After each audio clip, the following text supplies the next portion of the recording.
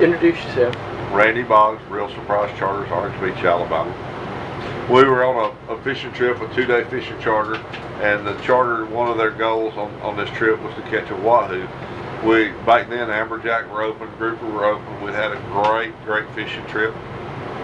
Had a lot of amberjacks, a lot of grouper in the box, but the water was all colored inshore, and we caught a lot of blackfin tuna that night.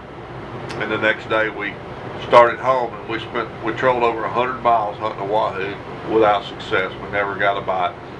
And I told my business partner back then, and my second captain, or my captain, Paul Everly, who fished with me, that I said, you know, tomorrow we've got a 12 iron, that'll be the day we catch a big wahoo.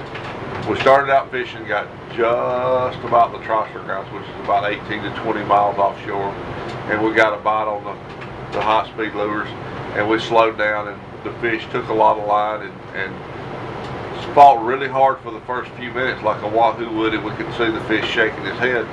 But as the fight wore on, 20 or 30 minutes into the fight, the whole fight changed intensity, and the fish didn't act like a wahoo normally does, shaking his head and stuff.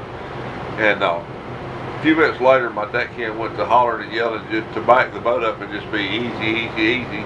And I couldn't figure out what was going on. He got to pointing, and the hook, we use a twin hook rig, and the hook that had the fish in the mouth had torn out, and the fish was hooked under the body by the pectoral fins, and the hook had torn all the way down the side of the wahoo from just behind his head all the way to the little knuckle by his tail, and the tip of the hook was hung in the knuckle by the fish's tail, and we had his tail out of the water dragging him backwards to the boat, and it was a huge fish.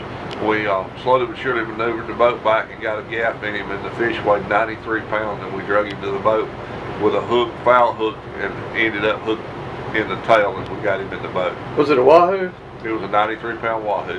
That was on the second day after you didn't catch one with the other. Yeah, we didn't catch one the first day, but the second day, you know, we ended up catching a 93-pounder hooked in, and the hook had pulled out of his mouth and went all the way to his tail. We drug him backwards to the boat and still landed a 93-pounder.